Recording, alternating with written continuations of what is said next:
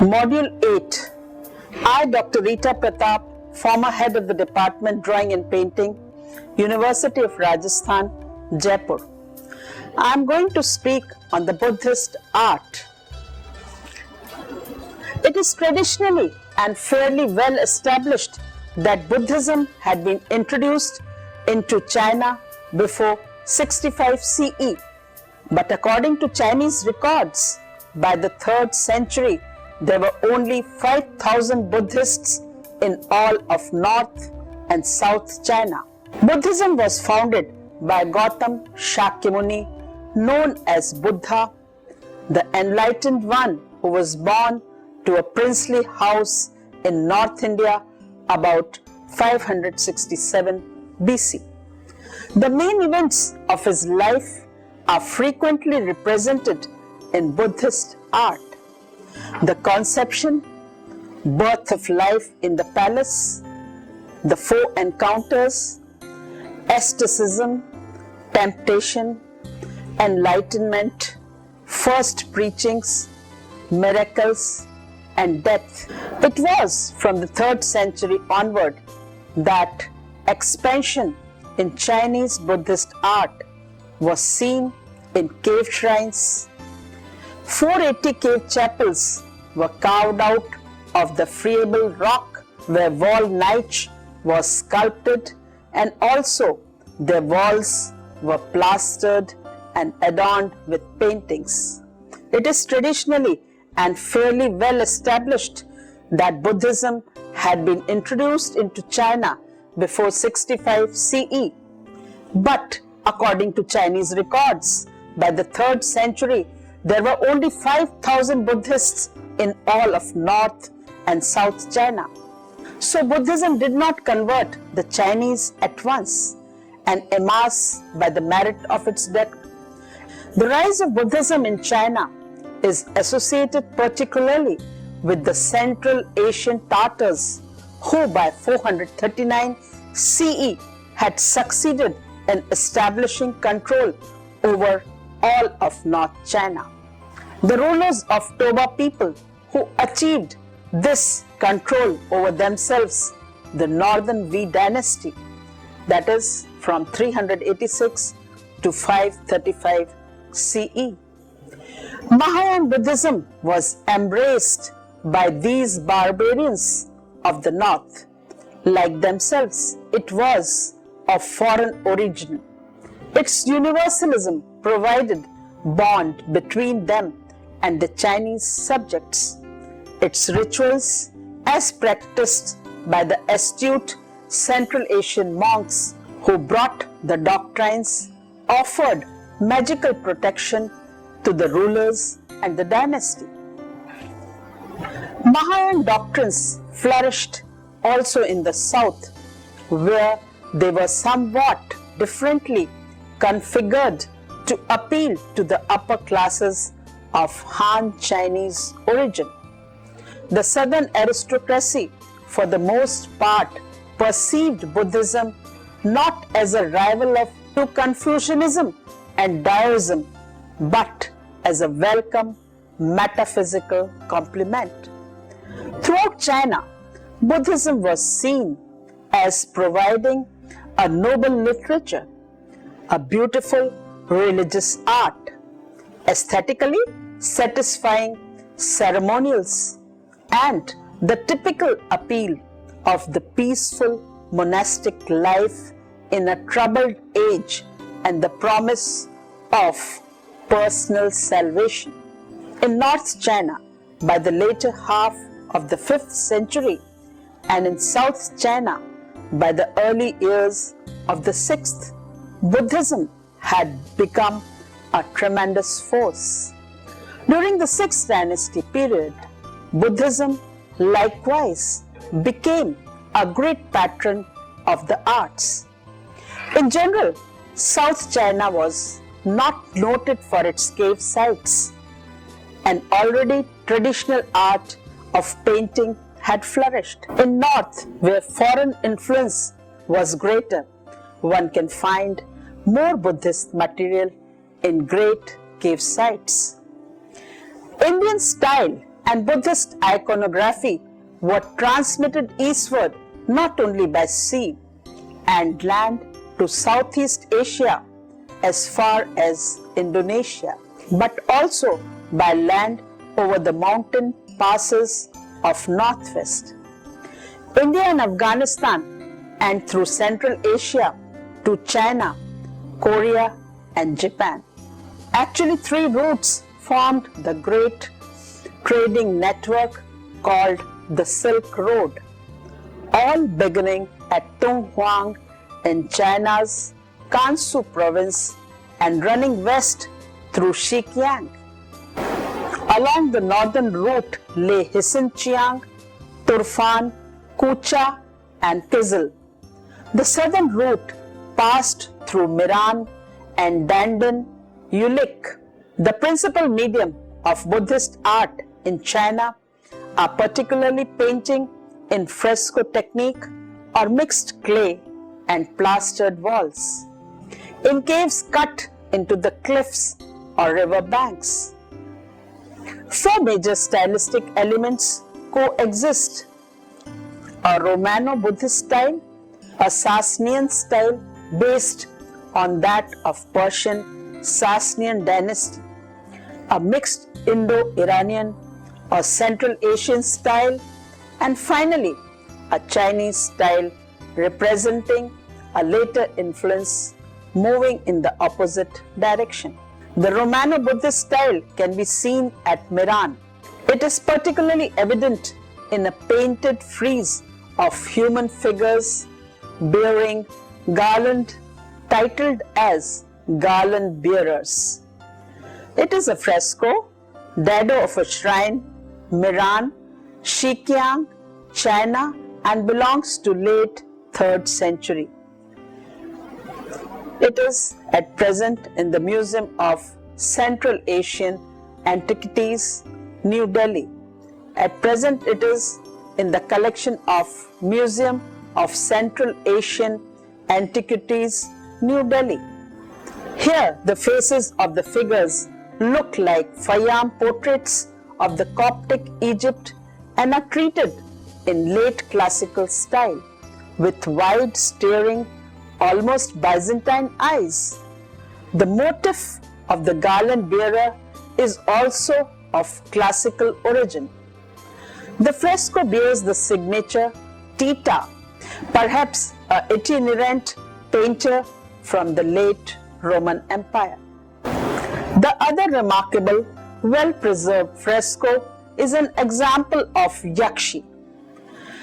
It is in Dadan, Ulik, Xiqiang, China, and belongs to 5th, 6th century. This fresco shows seated figures in priest's robe and a yakshi bathing in water between lotuses. Another fresco in Kizil, Xiqiang, China, 6th century, and in the collection of Berlin Museum is the cremation of the Buddha. This stylistic peculiarity is typical of paintings from Kizil. The cremation of the body of Buddha, an event following the parinirvana and representation in later elaborations of Buddhist iconography, shows flames rising above the raised top of the coffin and the Buddha reposing peacefully within some traces of Indian style modeling in the slight shadow around the face gives a modest illusion of volume. At the same time, the small eyes, tiny mouth, and high swallow-shaped eyebrows are characteristics of Iranian style. Hints of Roman style can be seen in bearded disciples and guardian figures. Their resemblance can also be seen in various river and sea deities shown on the Gandhara reliefs. Another fresco is of a donor. This belongs to Hisinchiang, Xiqiang, China, and dated to 8th to 10th century. At present, it is in the Museum of Central Asian Antiquities, New Delhi. This fresco displays an almost pure Chinese style. The headdress, peculiar facial proportions with long nose, round chin, and conventionalized ears, and the flowing linearity of the design. The eastern focus of the trade and pilgrimage routes was Dunhuang, the great staging center in the far northwest reaches of China. There are found hundreds of caves called Caves of the Thousand Buddhas, filled with frescoes, sculpted clay figures, libraries of scrolls, manuscripts, and banners. Now we'll talk about the Buddhist faith. Buddhism was founded by Gautam Shakyamuni, known as Buddha, that is, the Enlightened One, who was born to a princely house in North India about 567 BC. Although shielded by his father from all contact with the outside world, the young prince succeeded in escaping from the palace to seek enlightenment and seeing with his own eyes the pains and miseries that beset humanity. This experience, the so-called four encounters, drove him to seek a path by which a man might find release from pain and from the endless cycle of rebirths in this world to which karma, the inexorable law of cause and effect, condemns him. After years of fruitless study and ascetic practices, Shakyamuni finally attained enlightenment. While seated in deep meditation beneath a fig tree at Bodh Gaya, the answer that came to him then is expressed in the Four Noble Truths. That is, all existence is suffering. The cause of suffering is craving, desire, attachment. There is an end to suffering because desire can be suppressed. There is a way of suppression through the Noble Eightfold Path. This last truth was an ethical code governing personal conduct, belief, and meditation. After the Enlightenment, the Buddha spent many years wandering about India, preaching and gathering disciples until his death at the age of 80. The main events in his life and ministry, most frequently represented in Buddhist art, are the conception, birth life in the palace, four encounters, asceticism, temptation, enlightenment, first preaching, and miracles and death.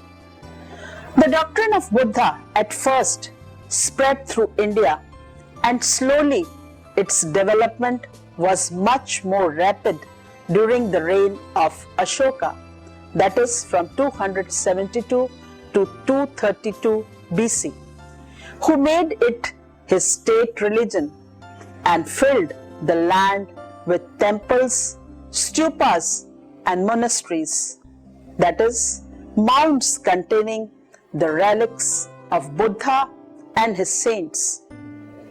In the early form of Buddhism, known as Hīnyan, that is, the lesser vehicle, the Buddha was looked upon as no more than great spiritual leader. Salvation was only for those men who were prepared to retire into monastic life.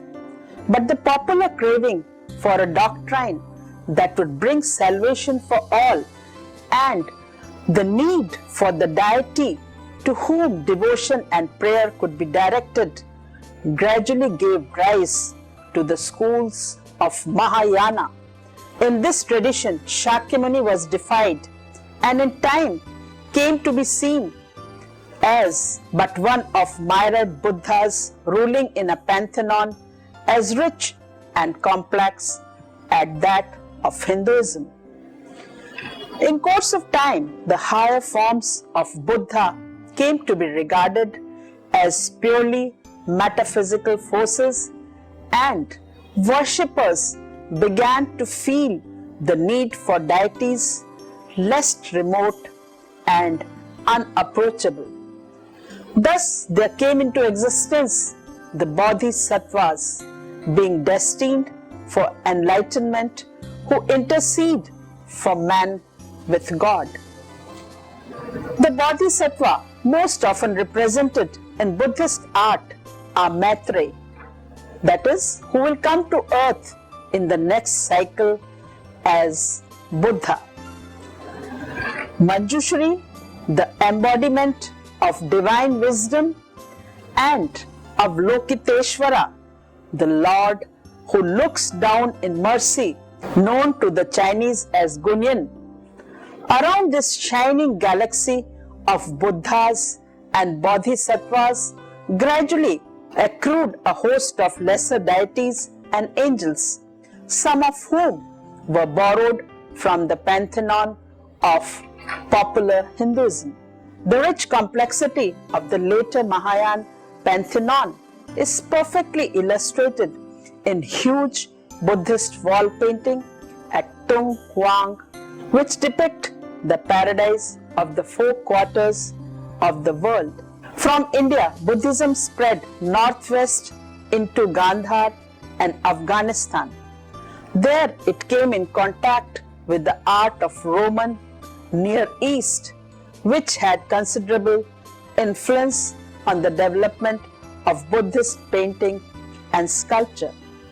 From Afghanistan, Buddhism spread into Central Asia, then eastward along the caravan routes to north and south of Tarim Basin, reaching China in the 1st century AD. In China, very little Buddhist art of the Han dynasty remains, except for a handful of stone relief and mirrors, whose decoration includes Buddhist figures.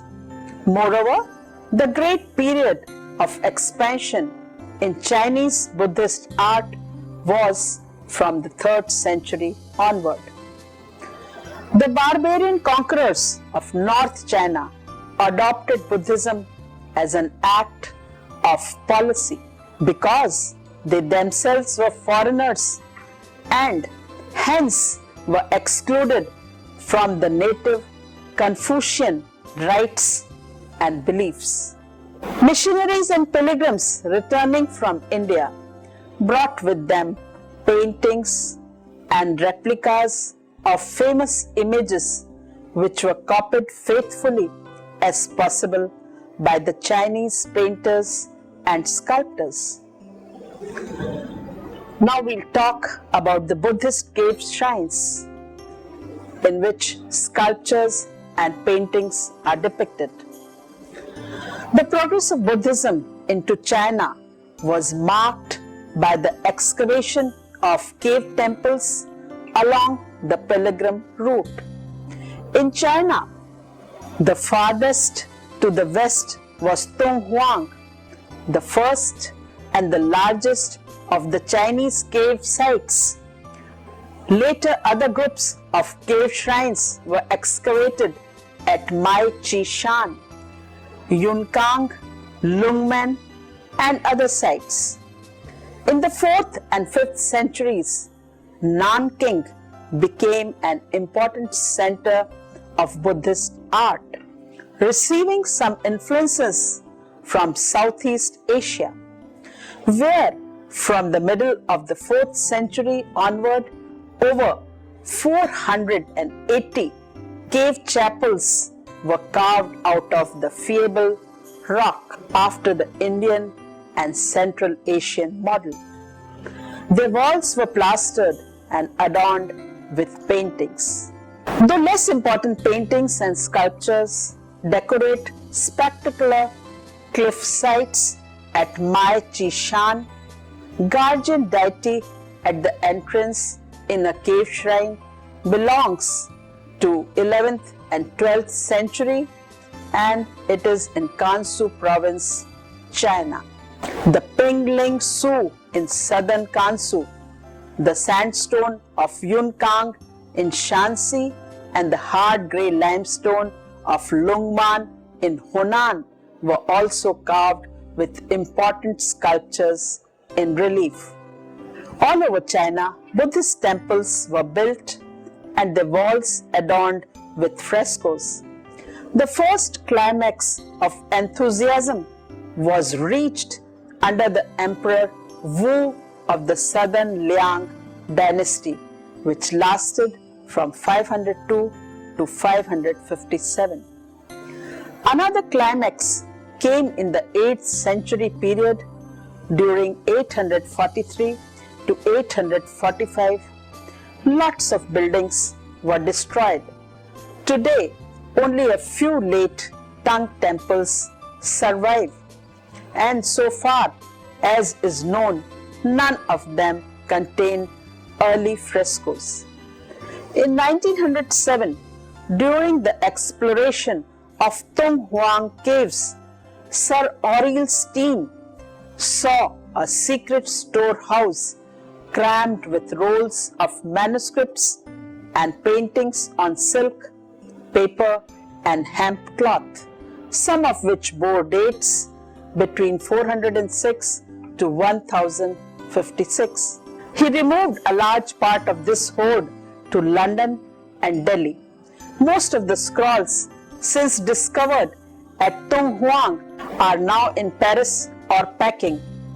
Taken all together, the wall paintings and painted scrolls of Tung Huang present a unique and continuous record of nearly 1,000 years of Buddhist painting in China. The paintings on the walls of the earlier caves at Tung Huang depict chiefly the Buddha and his attendants bodhisattvas and incidents in his life or previous lives, the so-called Jatakas. Sometimes by forming a background to the principal Buddha figures, which are modeled in high relief and painted. These paintings give a unity of theme, color, texture to the whole cave. A detail of dado running around the lower part of cave 257, the Buddha incarnate in a golden gazelle, belongs to the Ruru Jataka wall painting from cave 257 and dates to 500 AD, Gansu province, China, and belong to Tung Huang caves. The painting here illustrates the story of Buddha incarnate in a golden gazelle. After rescuing the king of Benares from drowning, the gazelle is betrayed by the king to the hunters, but in turn shames him for his ingratitude. The style of the painting reveals a complex mixture of influences. The figure of kneeling king derives from an Indian prototype, though his swirling scarves are typically Chinese. Flat heraldic treatment of the deer and the flower-strewn ground are Near Eastern in origin. The landscape too is mixed. The sense of space and distance and the wave-like rhythm of the mountains are Chinese, but the decorative disposition is contrasting colors, probably comes from Western Asia. In cave 228, Jataka scenes covers the whole wall. This is a detail from a wall painting in Tung Huang caves about 520 to 530 AD, Gansu province, China. Here in the illustration, the stories are told in a long horizontal strips like a series of hand scrolls laid out flat one above the other, while separate incidents are enclosed in space cells formed by hills. Here the painter is unable to weave the incidents together into one unified composition. Toward the end of 6th century, these separate bands began to break down and mountains started thrust their way up into the register above, creating the chaotic designs on the ceilings of the 419 and 420 Tonghuang caves, which belong to Sui dynasty. Early in the Tang dynasty, that is from 618 to 905, compositions began to clarify. In cave 217, dated to about 700 AD, a single panorama covers the whole wall. Even here, a relic of the old space cell system survives. For successive incidents in the story are illustrated in separate parts of the landscape. The depiction of natural world in these wall paintings was purely Chinese, owing nothing to any influence from India or the Near East. In the cave of Tonghuang, Gansu province, China, a wall painting of Western paradise is depicted. It is painted in the second half of 8th century and belongs to Tang dynasty. In the painting is depicted Buddha Amitabh flanked by two principal bodhisattvas, many minor bodhisattvas, and other deities of paradise. Most of the deities are shown seated on a high dais protected by canopies, flanked by pavilions, and fronted by a lotus pond with platforms on which a celestial dance is in progress. On either side are raised platforms holding deities of the Western paradise. It simultaneously expresses the Chinese concept of hierarchical order.